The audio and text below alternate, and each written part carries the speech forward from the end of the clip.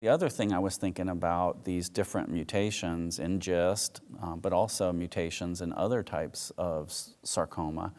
Do you think there is any prognostic value or any rationale for doing those types of molecular testing in order to predict outcome of patients? And so, of course, even in GIST itself, I think it's more predictive of response. I think there is prognostic value for GIST mutations, but there is a little bit of controversy. But people do think that if you have a KIT or exon 11 mutation, but again, even KIT exon 11 comes in different varieties. So depending on the type, some could have a prognostic significance in the sense that it's thought to probably be more likely to recur as opposed to, say, the PDGFR or not having a mutation.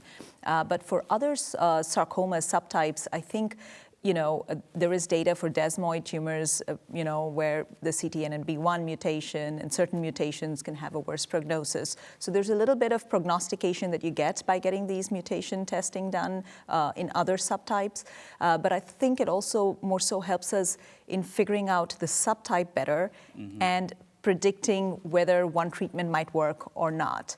And I think as we're going into more clinical trials that are subtype specific, these nuances about what mutations are important, like translocations, like we knew about Ewing sarcoma, the most common translocation, and then this new 6-dux, translocation emerged, which is not in Ewing sarcoma, but has a worse prognosis. So there is definitely prognostic implications for certain translocations in the other subtypes as well that we use to determine whether it's going to be a bad actor or a good actor, or figure out how to predict how this patient's going to do on certain therapies. Yeah, and the B-core. The B-core yes, the B-core also well. seems to, patients may do a little bit better. Yes. So I think that some of these, the presence of some of these molecular signatures may help us figure out which subset of patients we need to be more aggressive with in terms of chemotherapy, which subset of patients we need to be developing new agents for. Correct.